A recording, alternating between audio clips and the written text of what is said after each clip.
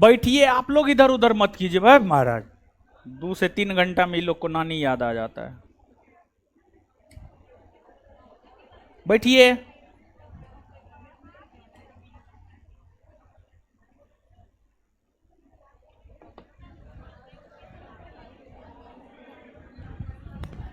कर दिया जी लाइव, चलो ठीक।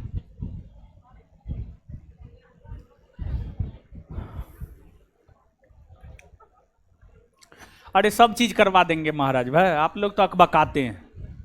जितना करवाते हैं, जैसे करवाते हैं कीजिए ना। क्वेश्चन बैंक मार्केट में मिल जाएगा, मार्केट में मिल जाएगा। और आप लोगों को जो है, जो एडमिशन होगा ना, एडमिशन फी में ही क्वेश्चन बैंक और बैग मिलेगा। ठीक है, आप लोग मार्केट से परचेज मत कीजिएगा। आप लोगों को यानी जो बिहार एसआई बैच है यहाँ का, उसको जो है एडमिशन फी में ही क्वेश्चन बैंक और बैग दोनों मिलेगा, एडमिशन फी में ही। ठीक है, जो यहां पर ऑफलाइन पढ़ रहे हैं लोग, ऑफलाइन पढ़ने वाले छात्र एवं छात्राओं के लिए ये व्यवस्था है। ठीक है, ऑफलाइन वालों के लिए है। ठीक है, और आप लोगों के बुक पर लिखा हुआ भी होगा, note for sale, only for coaching students, only for coaching offline students, आपके बुक पे लिखा हुआ होगा। ठीक है, चलिए, तो पॉलिटी का क्लास लाइव हो गया है। चलिए आइए आइए हीरो सब आइए। और नोट अपलोड करवा देंगे, परेशान नहीं होना ऑनलाइन वाले लोग। अभी क्लास के जस्ट बाद नोट अपलोड करवा देंगे, और आप लोग भी अपना ले लीजिएगा। भारतीय राज्य व्यवस्था,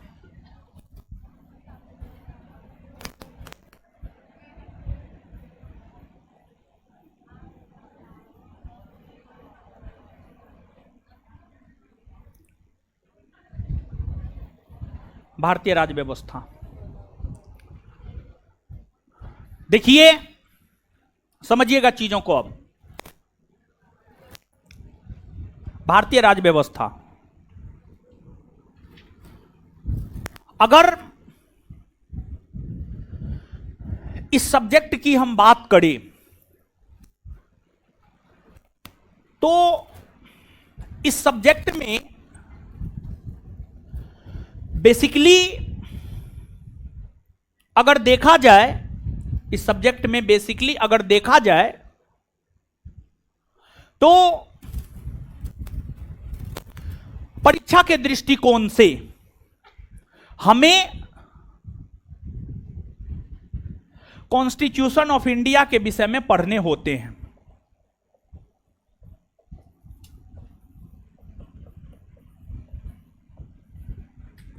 भारत के संविधान के विषय में पढ़ने होते हैं।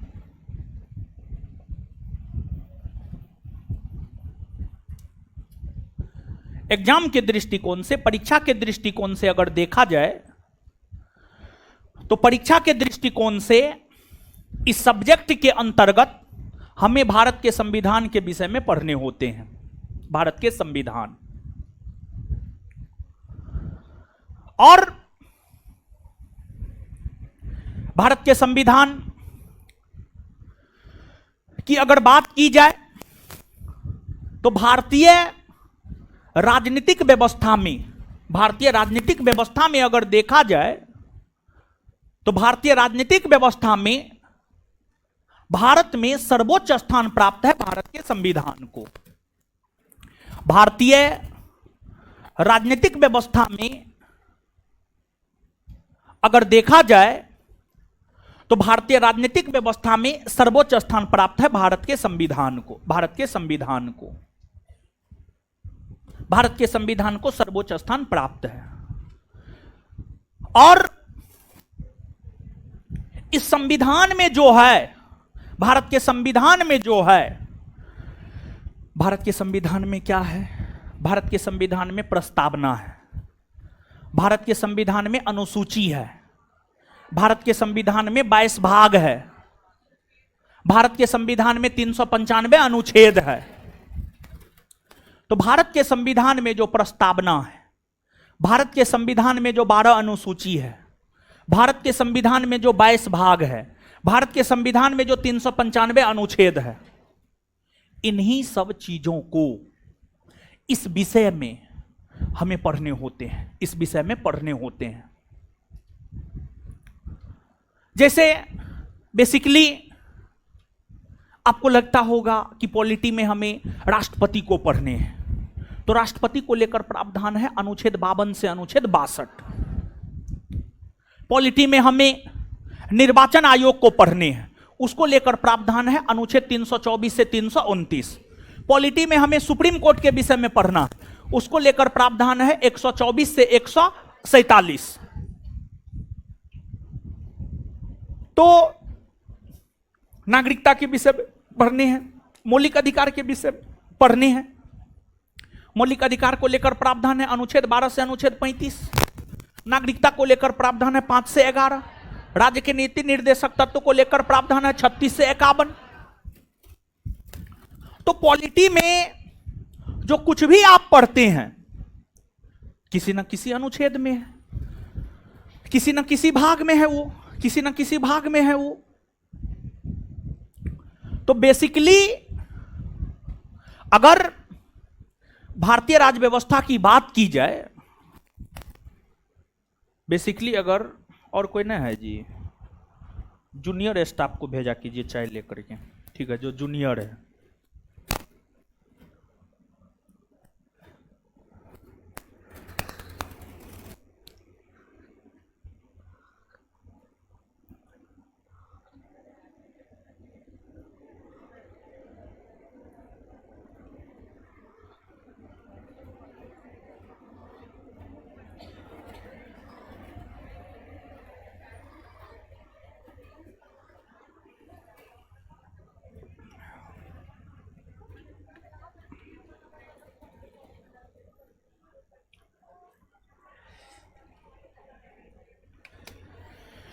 तो आप समझिएगा बेसिकली इस चैप्टर में, इस सब्जेक्ट में अगर देखा जाए तो हम लोगों को भारत के संविधान के विषय में पढ़ने होते हैं, और भारत के संविधान में जो प्रस्तावना अनुसूची 22 भाग और 395 अनुच्छेद है उसी को हमें पढ़ने हैं।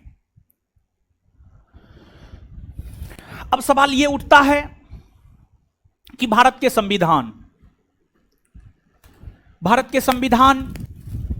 का निर्माण अचानक नहीं हो गया। भारत के संविधान की अगर हम बात करें तो जो भारत के संविधान का निर्माण है, भारत के संविधान के निर्माण को लेकर अगर देखा जाए तो भारत के संविधान का निर्माण अचानक नहीं हो गया।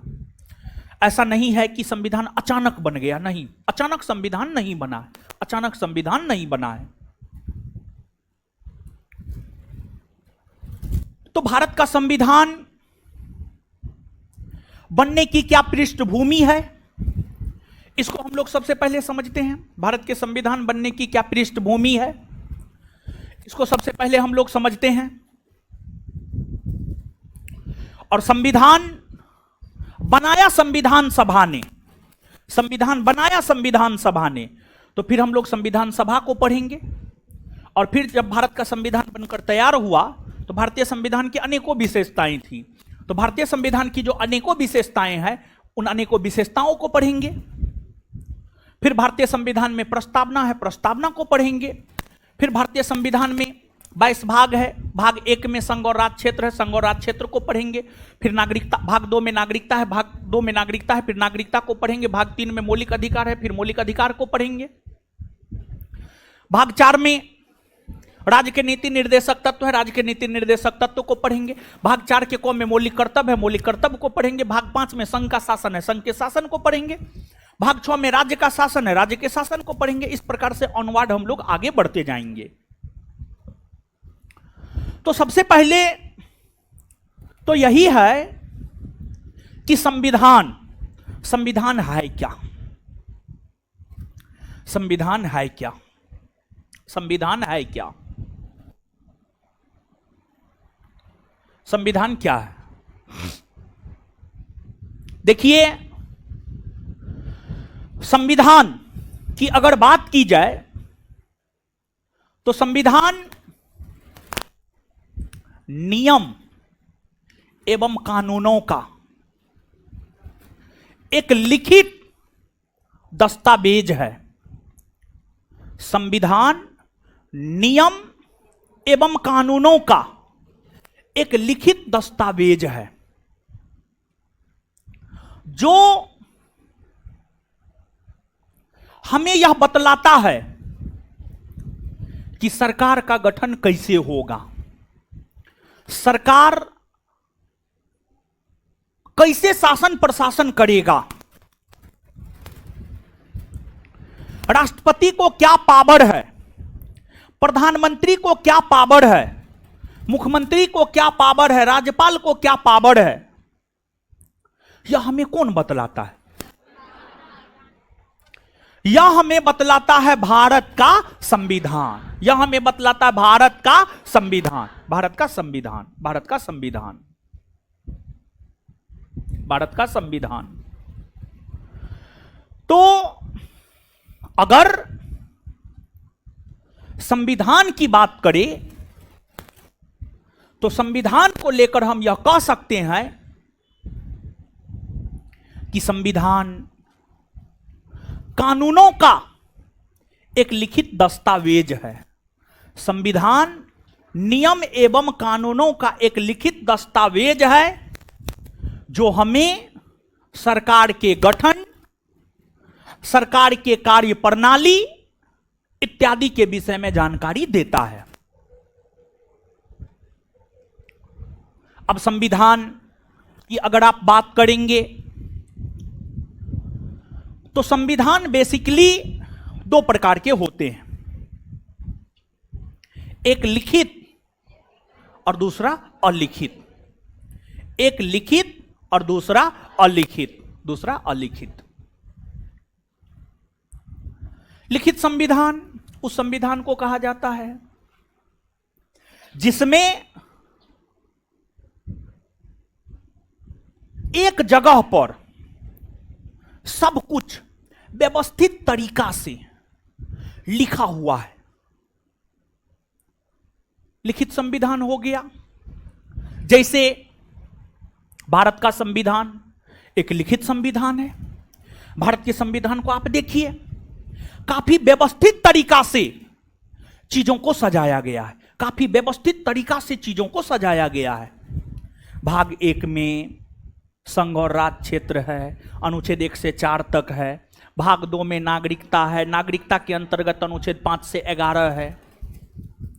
भाग 3 में मौलिक अधिकार है, अनुच्छेद 12 से 35। भाग 4 में राज्य के नीति निर्देशक तत्व है, 36 से 51। भाग 4 के क में मौलिक कर्तव्य है, 51 का क। भाग 5 में संघ का शासन है, अनुच्छेद 52 से 151। भाग 6 में राज्य का शासन है, 152 से अनुच्छेद 237, अनुच्छेद 152 से 237। फिर ऑनवर्ड आगे है। तो भारत का संविधान एक लिखित संविधान का उदाहरण है। भारत के संविधान में सब कुछ व्यवस्थित तरीका से है। भारत के संविधान में हर कुछ व्यवस्थित तरीका से है। और भारत का संविधान काफी स्पष्ट है। जितना स्पष्ट भारत का संविधान है उतना स्पष्ट किसी देश का संविधान नहीं है। जितना क्लियरिटी भारत के संविधान में है उतना विश्व के अन्य किसी भी देश के संविधान में नहीं है। और जितना शानदार भारत का संविधान है उतना शानदार विश्व के किसी भी देश का संविधान नहीं है। यही तो वजह है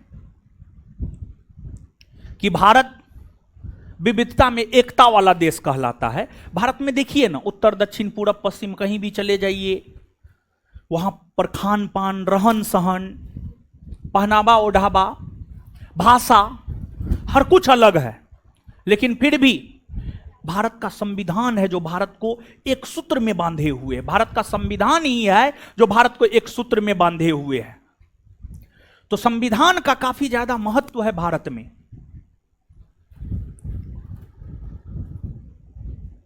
तो वहीं अगर आप अमेरिका के संविधान की बात करेंगे तो वह भी लिखित है।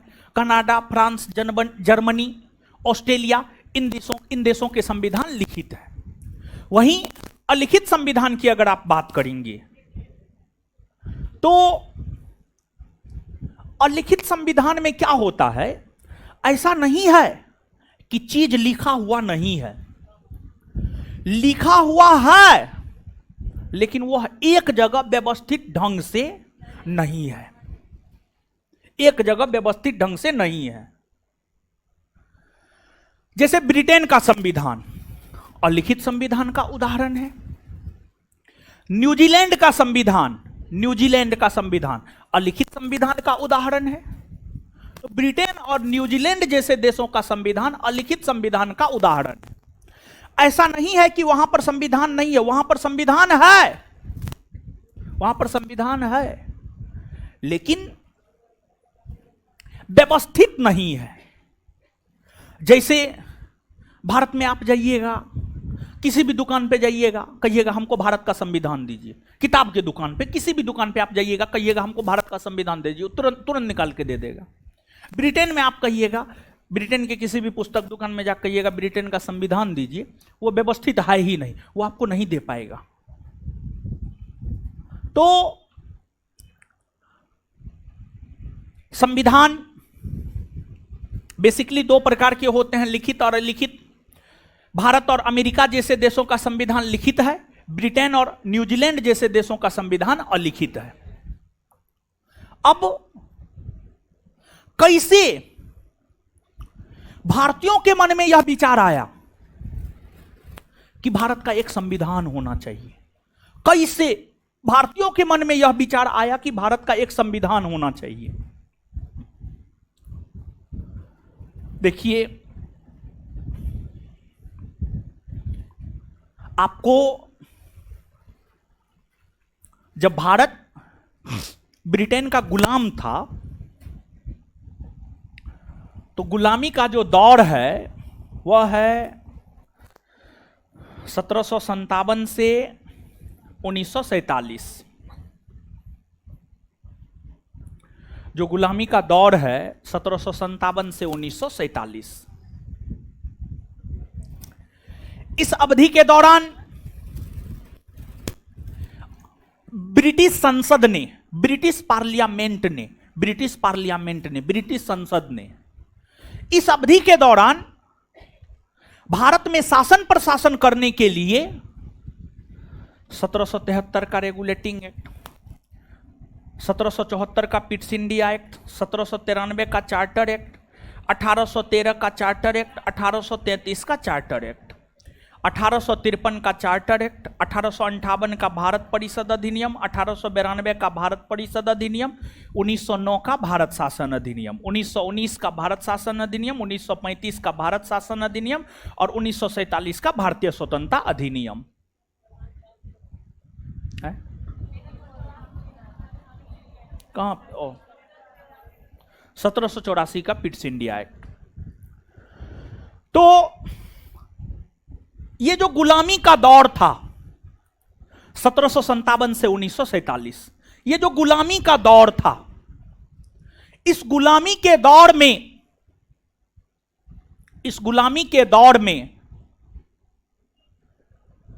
जो ब्रिटिशों का शासन था, ब्रिटिश कंपनी भारत में शासन करने को लेकर ब्रिटिश संसद के द्वारा समय समय पर कुछ एक्ट पारित किए गए। ब्रिटिश संसद के द्वारा जो समय समय पर कुछ एक्ट पारित किए जा रहे थे, इन एक्टों ने भारतीयों के दिमाग में यह डाला कि देश नियम कानून से चलता है, देश नियम कानून से चलता है। ये तो नियम कानून ही न थे। इन नियम कानूनों के तहत तो देश में, भारत में शासन प्रशासन चलाए जा रहे थे जब ब्रिटिशों का शासन था। तो जब ब्रिटिश संसद भारत में शासन प्रशासन करने को लेकर समय समय पर कुछ नियम कानून बना रहे थे, तो भारतीयों के दिमाग में यह आया कि देश नियम कानून से चलता है। तो फिर भारतीयों के दिमाग में यह आया कि देश को चलाने के लिए एक संविधान होना चाहिए, एक लिखित दस्तावेज होना चाहिए। देश को चलाने के लिए एक लिखित दस्तावेज होना चाहिए, और उस लिखित दस्तावेज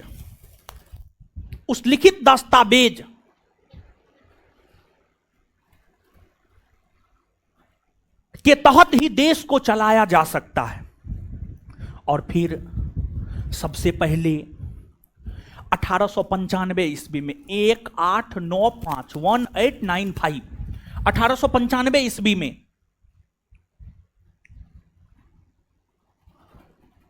बाल गंगाधर तिलक ने स्वराज्य विधेयक पारित किया। और 1895 ईस्वी में बाल गंगाधर तिलक ने स्वराज्य विधेयक पारित करते हुए ही पहली बार यह मांग किया कि भारत के लिए एक संविधान होना चाहिए, उस संविधान के तहत भारत देश में शासन प्रशासन चलाया जाएगा।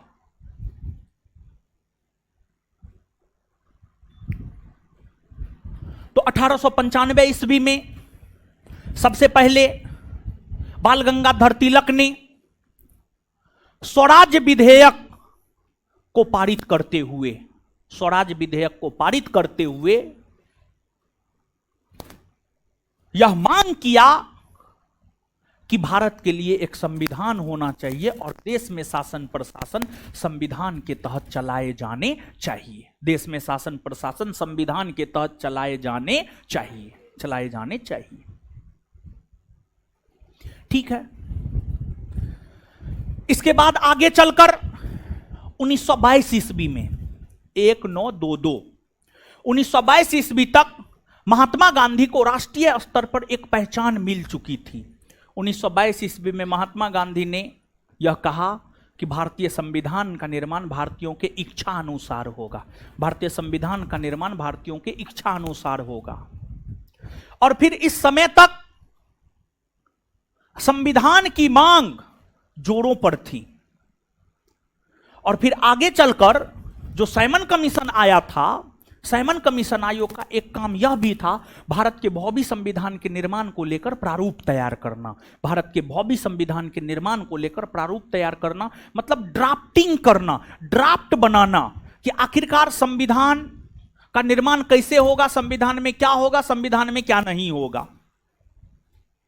समझ गए? तो भारतीय राजनेताओं ने भी स्वतंत्रता आंदोलन के दौरान भारत को आजाद करवाने के लिए तो भारत के राजनेता संघर्षरत थे ही, साथ ही साथ वे इस बात को लेकर भी संघर्षरत थे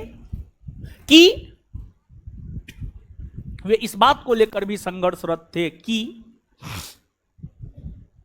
भारतीयों के लिए, भारत के लिए एक संविधान होना चाहिए। तो कहीं ना कहीं हम यह बात कह सकते हैं कि जो ब्रिटिश काल में भारत में शासन प्रशासन करने को लेकर ब्रिटिश संसद के द्वारा जो तमाम एक्ट पारित किए जा रहे थे, इन्हीं एक्टों ने भारत के संविधान के निर्माण के प्रेरणा के तौर पर काम किया। भारत के संविधान के निर्माण के प्रेरणा के तौर पर काम किया, या भारतीय संविधान के ऐतिहासिक पृष्ठभूमि के तौर पर काम किया। भारतीय संविधान के ऐतिहासिक पृष्ठभूमि के तौर पर काम किया। और इन अधिनियमों में अगर देखा जाए, तो भारत के संविधान में अधिकतर प्रावधान जो लिए गए हैं 1935 के भारत शासन अधिनियम से लिए गए हैं। 1935 का जो भारत शासन अधिनियम है, 1935 के भारत शासन अधिनियम से भारत के संविधान में अधिकतर प्रावधान लिए गए हैं। और जब आप भारत के मूल संविधान को पढ़ेंगे तो आपको यह पता चलेगा कि भारत के मूल संविधान में 395 अनुच्छेद था। भारत के मूल संविधान में 395 अनुच्छेद था।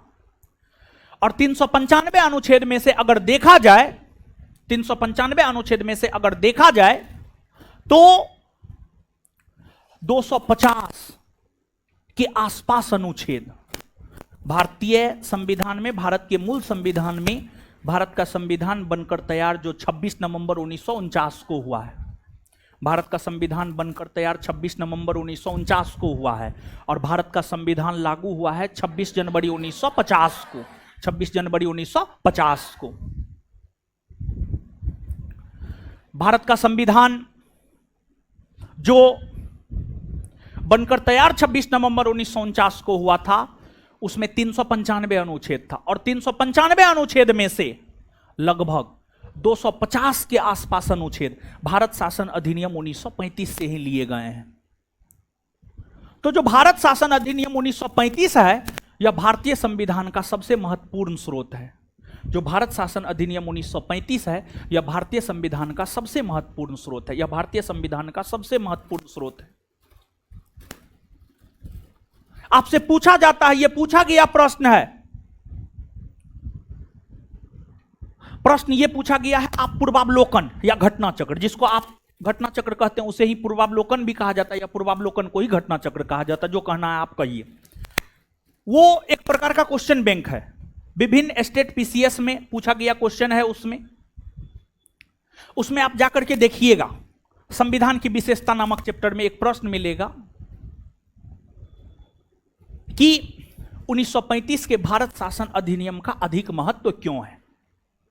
तो इसका उत्तर यह होगा कि 1935 के भारत शासन अधिनियम का अधिक महत्व इसलिए है क्योंकि यह भारतीय संविधान का सबसे महत्वपूर्ण स्रोत है, क्योंकि यह भारतीय संविधान का सबसे महत्वपूर्ण स्रोत है। मतलब भारत के संविधान में सबसे ज्यादा प्रावधान 1935 के भारत शासन अधिनियम से ही लिए गए हैं, 1935 के भारत शासन अधिनियम से ही लिए गए। तो 1935 के भारत शासन अधिनियम का ऐतिहासिक महत्व यही है क्योंकि भारत के संविधान में अधिकतर प्रावधान 1935 के भारत शासन अधिनियम से ही लिए गए हैं, यही महत्व है। तो भारत के संविधान में 1935 के अधिनियम से कुछ प्रावधान लिए गए, काफी प्रावधान लिए गए, बहुत अधिक प्रावधान जो है 1935 के अधिनियम से लिए गए। तो निश्चित तौर पर कहीं ना कहीं ब्रिटिश संसद द्वारा पारित किए गए जो ये तमाम अधिनियम है, ये भारतीय संविधान का ऐतिहासिक पृष्ठभूमि तैयार किया, ये भारतीय संविधान का ऐतिहासिक पृष्ठभूमि तैयार किया। और इन अधिनियमों की हर अधिनियम का कुछ ना कुछ विशेषता है, हर अधिनियम का कुछ ना कुछ जो है आपको विशेषता है।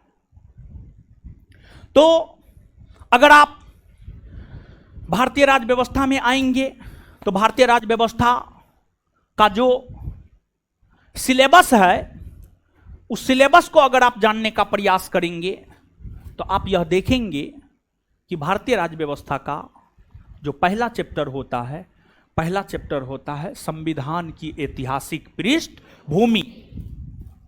और भारतीय संविधान की जो ऐतिहासिक पृष्ठभूमि है, भारतीय संविधान की जो ऐतिहासिक पृष्ठभूमि है, भारतीय संविधान की ऐतिहासिक पृष्ठभूमि में इन्हीं सब एक्टों के विशेषता के विषय में हमें पढ़ने होते हैं, इन्हीं सब एक्टों के विशेषता के विषय में हमें पढ़ने होते हैं। तो पहला चैप्टर से हमने आपको अवगत करवाया है, चलिए ठीक है, अब इन चीजों को हम लोग देखेंगे, लेकिन उससे पहले थोड़ा सा और बेसिक जानकारी जो है भारतीय राज्य व्यवस्था के अंतर्गत हम लोग प्राप्त करने का प्रयास करते हैं और फिर तब जो है हम लोग चैप्टर पर आएंगे।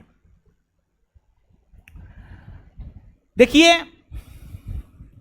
भारतीय राज्य व्यवस्था, एक बात तो हमने आपको स्पष्ट कर दिया है कि आखिरकार इस सब्जेक्ट में हमें पढ़ने क्या है। अब देखिएगा, जैसे कि आप जब पॉलिटी पढ़ेंगे ना, तो पॉलिटी में राज्य शब्द का जिक्र, राज्य स्टेट, राज्य शब्द का जिक्र, राज्य स्टेट,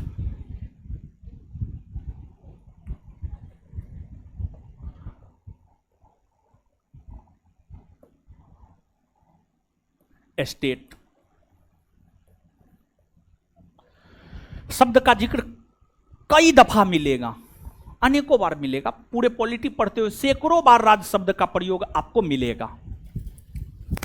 तो सामान्य तौर पर अगर आप राज्य की बात करेंगे, सामान्य तौर पर अगर आप राज्य की बात करेंगे तो जैसे राज्य शब्द का प्रयोग किए तो आपके दिमाग में क्या आया बताइए? तो आप क्या आया आपके दिमाग में? राज्य शब्द का प्रयोग किए तो आपके दिमाग में आया होगा बिहार, बिहार राज्य, झारखंड राज्य, पश्चिम बंगाल राज्य। सामान्यतः जब राज्य शब्द का प्रयोग किया जाता है तो दिमाग में यही आता है कि जो है आपको बिहार, झारखंड, उत्तर प्रदेश। राज्य का मतलब बिहार, झारखंड, उत्तर प्रदेश होता है, इसमें कोई शक नहीं है, कोई किंतु परंतु नहीं है। लेकिन राज्य का इतना सीमित अर्थ नहीं होता है। अगर आप राज्य की बात करेंगे तो राज्य एक व्यापक अवधारणा है। राज्य एक व्यापक अवधारणा है और राज्य का मतलब सिर्फ बिहार, झारखंड, उत्तर प्रदेश नहीं होता है। राज्य का मतलब सिर्फ बिहार, झारखंड, उत्तर प्रदेश नहीं होता है। राज्य का मतलब बिहार, झारखंड, उत्तर प्रदेश होता है, लेकिन सिर्फ राज्य का मतलब इतना भर नहीं होता है, बल्कि अगर आप राज्य की बात करेंगे तो राज्य एक व्यापक अवधारणा है। और मूलतः वैसी कोई भी संस्था जिसमें 4 गुण मौजूद हो वह राज्य कहलाता है। वैसी कोई भी संस्था जिसमें 4 गुण मौजूद हो वह कहलाता है राज्य। वैसी कोई भी संस्था जिसमें 4 गुण मौजूद हो वह कहलाता है राज्य।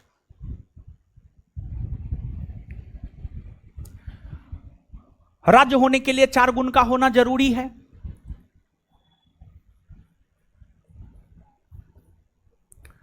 राज्य होने के लिए जो 4 गुण का होना जरूरी है उसमें एक है भूभाग। एक है भूभाग। भूभाग यानी क्षेत्रफल, एरिया। भूभाग यानी क्षेत्रफल यानी एरिया। दूसरा है उस भूभाग में जनसंख्या यानी मानव का होना। तीसरा है सरकार। तीसरा है सरकार। और चौथा है संप्रभुता। चौथा है संप्रभुता। चौथा है संप्रभुता। देखिए सब्जेक्ट का ही नाम देखिए ना, भारतीय राज्य व्यवस्था। भारतीय राज्य व्यवस्था तो राज्य शब्द का प्रयोग तो सब्जेक्ट के नाम में ही है और राज्य शब्द का प्रयोग अनेकों दफा आपको मिलेगा। तो वही राज्य को यहां पर हम समझा रहे हैं आपको। राज्य होने के लिए 4 गुणों का होना आवश्यक है। क्षेत्रफल का होना, जनसंख्या का होना, सरकार का होना, संप्रभुता का होना। वैसी कोई भी संस्था जिसमें ये 4 गुण मौजूद है वह अपने आप में राज्य है। वैसी कोई भी संस्था जिसमें ये 4 गुण मौजूद है वह अपने आप में राज्य है। जिसमें भूभाग हो यानी क्षेत्रफल हो, जिसमें जनसंख्या हो, जिसमें सरकार हो, जिसमें संप्रभुता हो, वह राज्य है। अब आप एक बात बताइएगा, भारत देश का अपना क्षेत्रफल है? भारत का क्षेत्रफल 32,87,263 वर्ग किलोमीटर है। भारत में जनसंख्या है, एकदम है। भारत की जनसंख्या लगभग 140 करोड़ है। फिर भारत में सरकार है, एकदम है। भारत में सरकार है, मोदी जी की सरकार है भारत में। मोदी जी का शासन है भारत में, मोदी सरकार है भारत में। मोदी सरकार कहना उचित नहीं है, एनडीए सरकार है भारत में। फिर आपको संप्रभुता का मतलब क्या होता है जानते हैं? संप्रभुता का मतलब होता है वैसी कोई भी संस्था जिसके निर्णय में कोई बाह्य हस्तक्षेप नहीं होता हो वह संप्रभुत्व संपन्न संस्था कहलाता है। या वैसा कोई भी देश जिसके आंतरिक या बाह्य मामलों में किसी दूसरे देश का हस्तक्षेप ना होता हो वह संप्रभुत्व संपन्न राष्ट्र कहलाता है। जैसे भारत एक संप्रभुत्व संपन्न राष्ट्र है।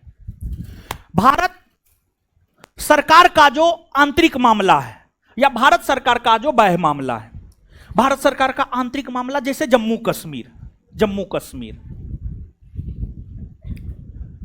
कश्मीर में अनुच्छेद 370 का समाप्त किया जाना, यह भारत सरकार का आंतरिक मामला है। भारत सरकार ने निर्णय लेते हुए जम्मू कश्मीर से अनुच्छेद 370 को समाप्त किया। कोई देश आवाज उठाया? नहीं उठाया। यह भारत सरकार का आंतरिक मामला था। अब भारत अमेरिका से, रूस से हथियार खरीद रहा है, तो चीन भारत पर रोक थोड़े लगा सकता है कि नहीं आप अमेरिका रूस से हथियार मत खरीदिए। नहीं, भारत का आप देखते होंगे कि भारत की जो विदेश नीति है हर देश के संदर्भ में अलग अलग है। भारत किसी के भी दबाव में आकर काम नहीं करता है। इनफैक्ट भारत अमेरिका तक के दबाव में आकर काम नहीं करता है। अभी रसिया और यूक्रेन के बीच युद्ध हो रहा है। भारत सरकार के ऊपर प्रेशर बनाया गया कि आप रूस से तेल नहीं खरीदिए, लेकिन भारत सरकार तो रूस से तेल खरीदा। तो भारत के बाह्य मामला में भी कोई देश हस्तक्षेप नहीं कर सकता। कोई दबाव भी बनाता है तो उससे भारत को कोई फर्क नहीं पड़ता है। तो संप्रभुत्व संपन्न का मतलब होता है, जैसे हम संप्रभुत्व संपन्न है, हम अपना निर्णय स्वयं ले सकते हैं। हम अपना निर्णय इसलिए स्वयं ले सकते हैं, हमको लेकर के हमारा गार्जियन निर्णय नहीं ले सकता है। नहीं ले सकते हैं, इसलिए नहीं ले सकते हैं क्योंकि हम आर्थिक तौर पर स्वतंत्र है, पैसा कमाने लगे हैं, तो निर्णय हम अपना स्वयं लेते हैं। और हमारा अपना मानना है, होश संभालिए, निर्णय स्वयं लीजिए। या तो अच्छा होगा या बुरा होगा। अच्छा होगा तो ठीक है, बुरा होगा तो अनुभव मिलेगा, सीखेंगे। अब सब दिन आपके लिए मां बाप ही निर्णय लेंगे, एकदम ये सही नहीं है। और जब तक आप अपना निर्णय नहीं लीजिएगा ना, तब तक जीवन में अनुभव नहीं होगा, ठोकर नहीं खाइएगा। और जब तक ठोकर नहीं खाइएगा तब तक अनुभव नहीं होगा। और अनुभव नहीं होगा तो इस कलयुग में, और ये मृत्यु लोक है, यहां पर हर किसी का जाना है।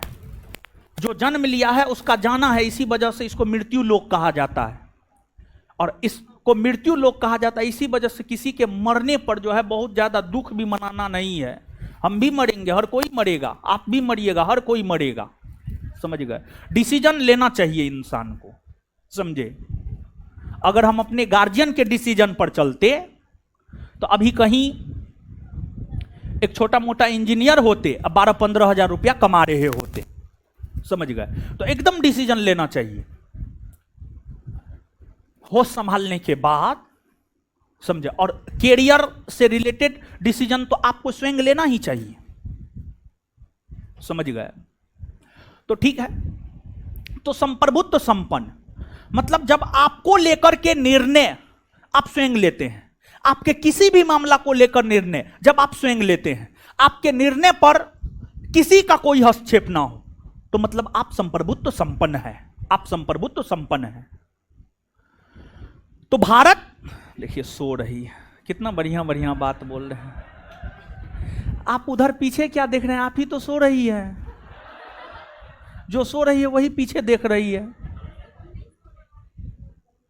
सोइए नहीं, बिट्टू सर बोल रहे थे विद्यार्थी सब सोता है, हमने क्लास ले पाएंगे, समझे। ऐसे सोइएगा तो कैसे होगा बट। वो भी बताइए, सुबह सुबह 10 बजे 11 बजे सोते हैं आप लोग। एगो दोपहर का टाइम होता है तो समझ में आता है कि हाँ खाना पीना खा करके आई होगी, सो रही है, समझ गए। सोइए नहीं, गलत आदत है बट, अजीब हाल है। हाँ, तो संप्रभुत्व संपन्न, संप्रभुत्व संपन्न का मतलब होता है जब आपको लेकर निर्णय आप स्वयं लेते हैं, चाहे आपका आंतरिक मामला हो या बाह्य मामला, कोई भी मामला हो, उसको लेकर के निर्णय अगर आप स्वयं ले रहे हैं मतलब आप संप्रभुत्व संपन्न हैं। और अगर आपको लेकर निर्णय आप स्वयं नहीं ले रहे हैं, आपके गार्जियन ले रहे हैं, तो आप संप्रभुत्व संपन्न नहीं हैं। और आप अभी संप्रभुत्व संपन्न नहीं है। ज्यादा बकाइएगा, गार्जियन पैसे देना बंद कर देगा। तो संप्रभुत्व संपन्न का मतलब यही होता है। भारत एक संप्रभुत्व संपन्न राष्ट्र है। तो मतलब भारत में क्षेत्रफल है, जनसंख्या है, सरकार है, संप्रभुता है। तो मतलब भारत भी एक राज्य है, भारत भी एक राज्य है, भारत भी एक राज्य है। और राज्य होने के लिए सबसे महत्वपूर्ण गुण अगर पूछा जाए, एक तो राज्य होने के लिए चारों गुण का होना जरूरी है। अगर राज्य की आप बात करेंगे तो राज्य होने के लिए चारों गुण का होना जरूरी है, राज्य होने के लिए चारों गुण का होना जरूरी है। लेकिन राज्य होने के लिए जो सबसे महत्वपूर्ण गुण है वह क्या है पता है? संप्रभुता। संप्रभुता सबसे महत्वपूर्ण गुण है, सबसे महत्वपूर्ण गुण है संप्रभुता, सबसे महत्वपूर्ण गुण है संप्रभुता। यहां से परीक्षा में 2 प्रश्न पूछे जाते हैं और दोनों प्रश्न पूछ दिए गए हैं। आपके बिहार एसआई परीक्षा में नहीं पूछा गया है, लेकिन अन्य किसी परीक्षा में पूछा गया है। राज्य होने के लिए कौन से 4 गुण का होना जरूरी है? तो ये 4 गुण का नाम ले लेना है। इसके बाद दूसरा, राज्य होने के लिए सबसे महत्वपूर्ण गुण कौन है? तो राज्य होने के लिए सबसे महत्वपूर्ण गुण है संप्रभुता। संप्रभुता समझ गए? तो ये चीज है, ये चीज है आपको। अब भारत देश को भी आप राज्य कह सकते हैं, और भारत देश को भी राज्य आप इसलिए कह सकते हैं क्योंकि भारत देश में भी ये चारों गुण हैं। और अगर आप राज्य की परिभाषा को देखते हैं तो मूलतः भारतीय संविधान के 2 अनुच्छेद में राज्य को परिभाषित किया गया है। भारतीय संविधान के 2 अनुच्छेद में राज्य को परिभाषित किया गया है। और भारतीय संविधान के 2 अनुच्छेद में जो राज्य को परिभाषित किया गया है, एक अनुच्छेद है अनुच्छेद 12 और दूसरा अनुच्छेद है अनुच्छेद 36। भारतीय संविधान में ये 2 अनुच्छेद है, भारतीय संविधान में ये 2 अनुच्छेद है, एक अनुच्छेद अनुच्छेद 12 और दूसरा अनुच्छेद अनुच्छेद 36। ये 2 अनुच्छेद में राज्य को परिभाषित किया गया है, ये 2 अनुच्छेद में राज्य को परिभाषित किया गया है। अनुच्छेद 12 में राज्य को परिभाषित फंडामेंटल राइट के संदर्भ में किया गया है, मौलिक अधिकार के संदर्भ में किया गया है। और अनुच्छेद 36 में राज्य को परिभाषित डीपीएसपी के संदर्भ में किया गया है, directive principles of state policy के संदर्भ में किया गया है। अनुच्छेद 12 में राज्य को परिभाषित फंडामेंटल राइट के संदर्भ में किया गया है, और अनुच्छेद 36 में राज्य को परिभाषित डीपीएसपी के संदर्भ में किया गया है, directive principles of state policy यानी राज्य के नीति निर्देशक तत्व के संदर्भ में। और यहां पर जो राज्य शब्द का प्रयोग हुआ है, मौलिक अधिकार के संदर्भ में जो राज्य शब्द का प्रयोग हुआ है और डीपीएसपी के संदर्भ में जो राज्य शब्द का प्रयोग हुआ है, यह हुआ है भारत के लिए, यह हुआ है भारत के लिए।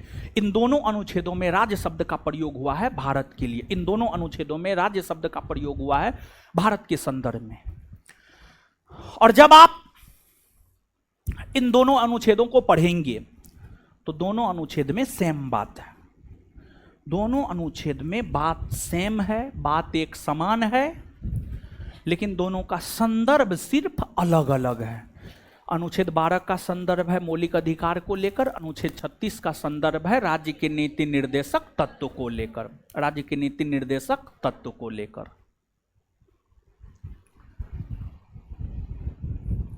और दोनों अनुच्छेद में मैटर सेम है, मैटर सेम है।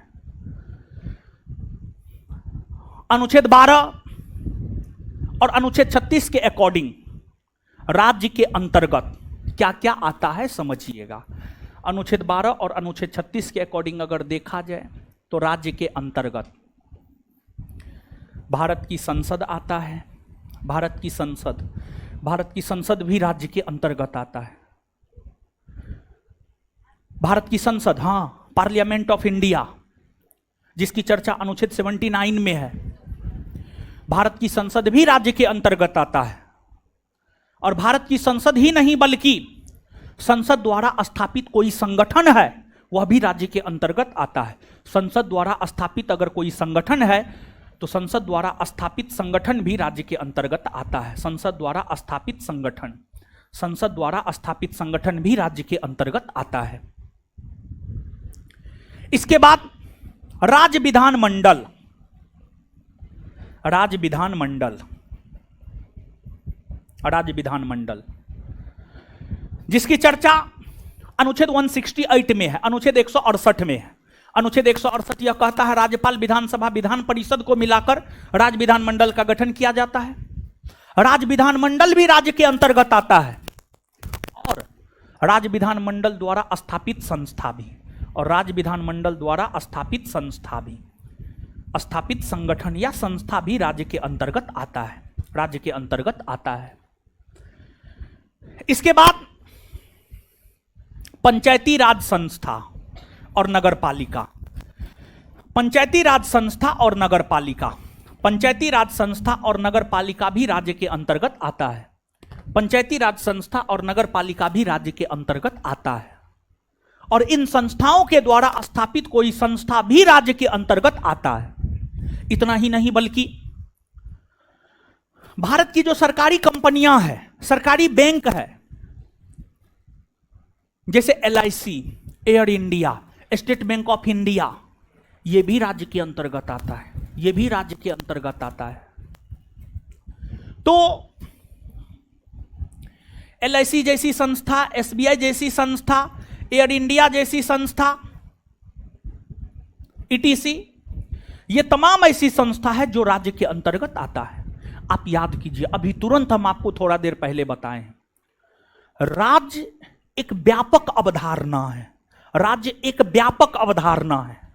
राज्य का मतलब सिर्फ बिहार, झारखंड और उत्तर प्रदेश नहीं होता है।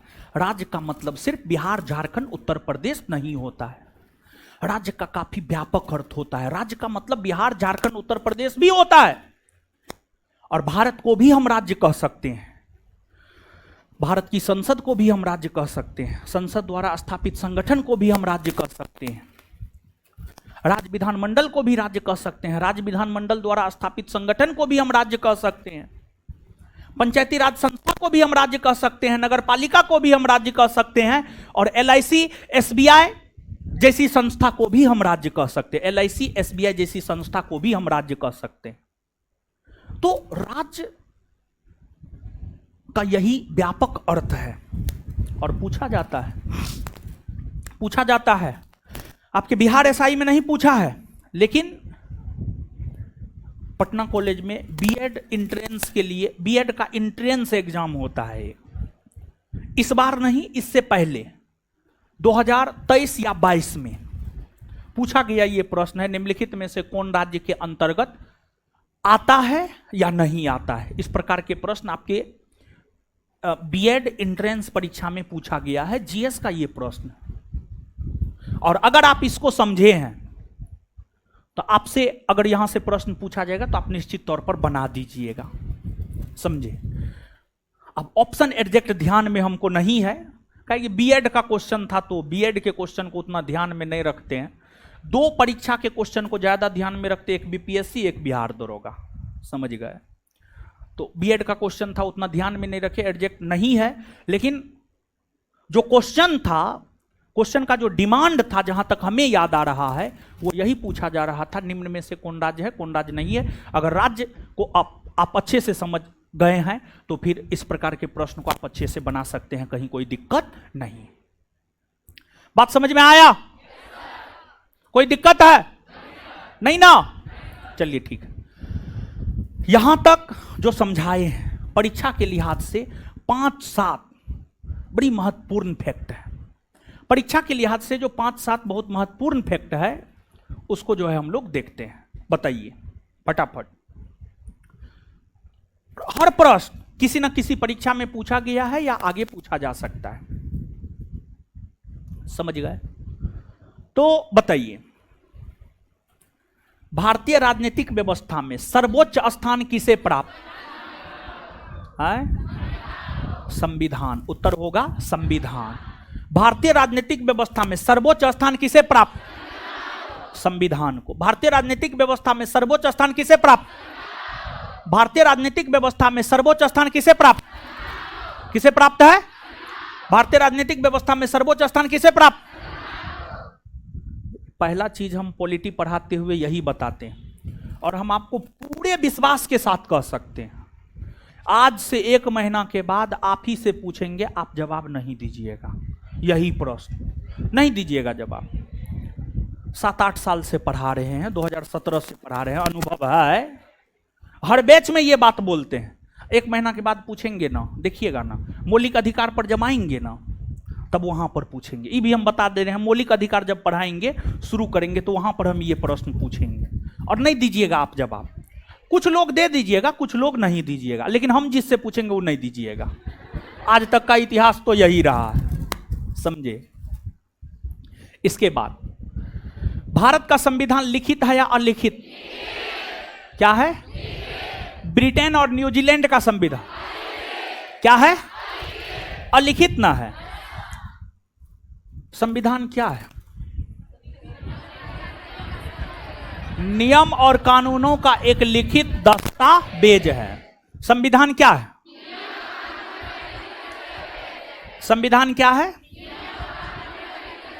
नियम और कानूनों का एक लिखित दस्तावेज है। इसके बाद आगे बताइएगा, भारतीय संविधान का सबसे महत्वपूर्ण स्रोत कौन अधिनियम? 1935 का भारत शासन अधिनियम। भारतीय संविधान में अधिकतर प्रावधान कौन अधिनियम से लिए? भारत शासन अधिनियम 1935। राज्य होने के लिए कितने गुणों का होना आवश्यक? कितने गुणों का? पहला, दूसरा, तीसरा, चौथा। राज्य होने के लिए कितने गुणों का होना आवश्यक? पहला, दूसरा, तीसरा, चौथा। राज्य का सबसे आवश्यक तत्व, राज्य का सबसे आवश्यक संप्रभुता। भारतीय संविधान के कितने अनुच्छेदों में राज्य को परिभाषित किया? कितने अनुच्छेदों में? कितने अनुच्छेदों में? 2 ना। कौन कौन? 12 और अनुच्छेद 12 में राज्य को परिभाषित किस संदर्भ में किया गया? किस संदर्भ में? अनुच्छेद 36 में किस संदर्भ में परिभाषित? किस संदर्भ में? डीपीएसपी के संदर्भ में। अच्छा, क्या संसद राज्य के अंतर्गत आता है? संसद द्वारा स्थापित संगठन। राज्य विधानमंडल राज्य के अंतर्गत आता है। राज्य विधानमंडल द्वारा स्थापित संगठन। पंचायती राज आता है। नगर पालिका, LIC, SBI, एयर इंडिया जैसी संस्था राज्य के अंतर्गत आती है, हाँ या ना? तो क्या राज्य का मतलब सिर्फ बिहार, झारखंड, उत्तर प्रदेश समझिएगा? क्या भारत को आप राज्य कह सकते हैं? कह सकते हैं ना? भारत को आप राज्य कह सकते हैं? भारत को राज्य कह सकते हैं। भारत को क्यों राज्य कह सकते हैं? क्योंकि भारत में ये 4 गुण है। तो ध्यान दीजिएगा, इस बात को याद रखिएगा। भारत को हम राज्य कह सकते हैं और भारत को हम इसलिए राज्य कह सकते हैं क्योंकि भारत में ये 4 गुण है। इसी वजह से हम भारत को राज्य कह सकते हैं, क्योंकि भारत में क्षेत्रफल है, भारत में जनसंख्या है, सरकार है और संप्रभुता है। इसी वजह से भारत को हम राज्य कह सकते हैं। इतना बात स्पष्ट हुआ? चलिए नोट ले लीजिएगा। अगले क्लास में सुनिए, जाइए नहीं, 1 मिनट रुकिए, अकबकाइए नहीं, रुकिए, थामिए। अगले क्लास में जब आप आएंगे तो पॉलिटी का नोट लेकर आएंगे और अगले क्लास में ये तो पॉलिटी का और भी थोड़ा सा चीजों को डिस्कस करेंगे। एक ओवरऑल पॉलिटी को देखते हैं कि आखिरकार ये है क्या, और उसको देखने के बाद सिलेबस डिस्कस कर देंगे और अगले क्लास में चैप्टर भी शुरू कर देंगे। थोड़ा बहुत पॉलिटी के और कुछ चीजों को हम लोग देखेंगे और फिर सिलेबस डिस्कस करेंगे और पहला चैप्टर पढ़ाना शुरू कर देंगे। और सुन लीजिए, कहां यही सब अनियमितता है, यही सब अनुशासनहीनता है। समझ गए? हम क्लास से निकले नहीं, हम क्लास खत्म किए नहीं, आप लोग निकलना शुरू कर दिए। और फिर कल के डेट में जाकर के कहिएगा रिजल्ट नहीं होता, रिजल्ट दाल भात चोखा है। समझ गए? एगो फॉर्म भराएंगे अब, जो पूरा शर्त मानिएगा उसी का एडमिशन होगा, क्योंकि कम लोगों का एडमिशन हमको लेना है अब। समझे? नियम कानून को भी ध्यान में रखना है। तो ये सब जो करते हैं ना, उन लोगों का हम एडमिशन नहीं लेंगे। समझे? अकबकाने लगते हैं एकदम से। देखिए ना उधर से, हाँ उतर जाओ सब, उतरो उतरो उतरो सब, पागल सब। आने के लिए भी धर फड़ाएगा, जाने के लिए भी धर फड़ाएगा, सब चीज के लिए धर फड़ाएगा ये सब। अरे स्टाफ कहाँ रहता है? स्टाफ को कहिए सब क्लासरूम में रहेगा, जब तक क्लास छूटे नहीं एक बच्चा को नहीं निकलने देगा। चलिए कुछ होमवर्क दिए थे, कुछ होमवर्क दिए थे। चैप्टर 1 और चैप्टर 2 के ऑब्जेक्टिव को याद करके आना है। ये होमवर्क दिए थे जहां तक हमें स्मरण है। नहीं दिए थे? दिए थे ना? हाँ दिए थे। कैसे नहीं दिए थे? मारेंगे मुंह तोड़ देंगे। हम क्लास खोल के दिखाएं? दिए थे ना जी, एकदम दिए थे हम, समझ गए। ऑब्जेक्टिव चैप्टर 1 चैप्टर 2 करके आना है। किए हैं आप लोग? नहीं किए हैं तो मत आया कीजिए पढ़ने के लिए, फालतू का भीड़ बढ़ाते हैं।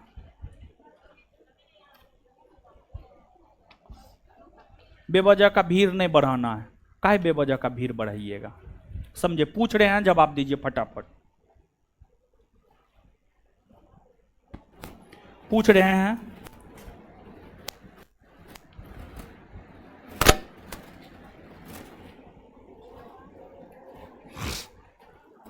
सिख साम्राज्य का अंतिम शासक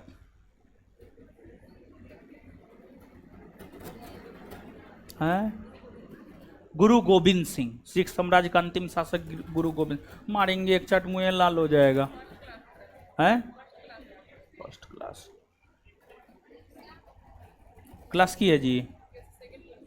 सेकेंड क्लास है। ये सबका फर्स्ट है सेकेंड क्लास है। नहीं सबका फर्स्ट है सेकेंड क्लास है। लड़की खड़ी हो जाओ, तुम्हारा तो है रेगुलर क्लास। हाँ तो ऐसे ये फर्स्ट सेकंड, इसी सब वजह से क्वेश्चन हम नहीं पूछते हैं। तो अब एडमिशन जरूरी है, ठीक है। ये सब देखते हैं, उठा के पूछ रहे हैं तो बोलेगी फर्स्ट क्लास है, क्या पूछेंगे? बट मत कीजिए, जाइए भागिए, पकड़िए, चलिए। इससे आगे मिलेंगे अगले क्लास में। धन्यवाद सभी लोगों का। मत पढ़िए, ठीक है, मत पढ़िए, कोई मत पढ़िए, जाइए निकलिए। फर्स्ट क्लास है सेकेंड क्लास है, जाइए निकलिए।